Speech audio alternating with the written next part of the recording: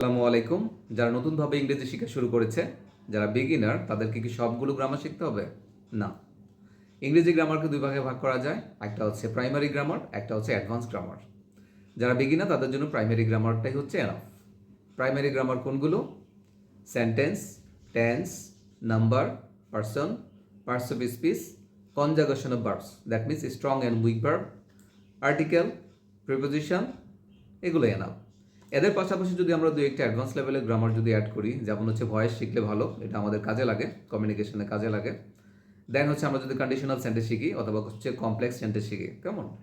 আচ্ছা, parts of স্পিচের মধ্যে আমাদের বেশি ফোকাস দিতে হবে ভার্বের প্রতি। ওকে, আচ্ছা।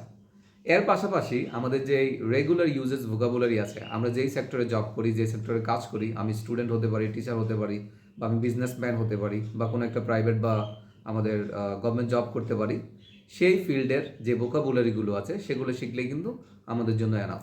আমাদের সব জানতে হবে বিষয়টা এমন না। যখন আমরা এটা শিখে কমিউনিকেশন শুরু করব, আমাদের যখন মোটামুটি আমরা ফ্লুয়েন্ট হয়ে যাব, দেন আমরা অ্যাডভান্স লেভেলের গ্রামার বা অ্যাডভান্স লেভেলের যে ইংলিশটা আছে সেটা শেখার চেষ্টা করব। That's it. আল্লাহ হাফেজ। আসসালামু আলাইকুম।